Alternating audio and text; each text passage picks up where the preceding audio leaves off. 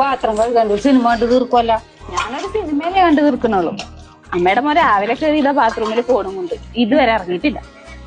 അവനിപ്പോ സമയദോഷോടി ഭാരഫലത്തിലും ഉണ്ടായിരുന്നു. ആ സമയദോഷത്തിന്റെ ആയിരിക്കും വൈറ്റിന്ന് പോവാത്ത. അന്ന് നീ കേട്ടതല്ലേടി കൈനോട്ടക്കാരൻ പറഞ്ഞു.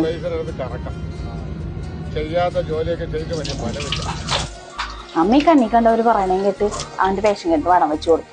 അമ്മയാണ് അവന് ചീത്തയാക്കണ്ട്. ഞാനൊന്നല്ല ചീത്തയാക്കണത്. കല്യാണത്തിന് മുന്നേ ഞാൻ എന്ത് പറഞ്ഞ അതേപോലെ കേട്ടിരുന്നവനാണ്. ഇതെന്ന് കഴിഞ്ഞോ അന്ന് തുടങ്ങി.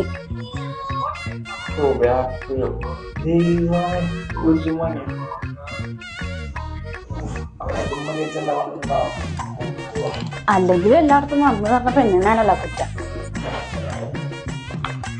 അമ്മയുടെ മോൻ നട പറഞ്ഞല്ല എന്തേ കൊണ്ട് ചാർജ് തീർന്നാ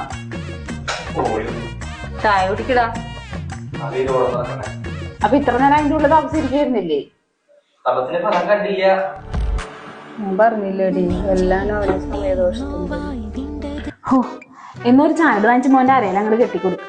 എല്ലാ സമയദോഷം അങ്ങോട്ട് മാറട്ടെ. എന്ത് വിധി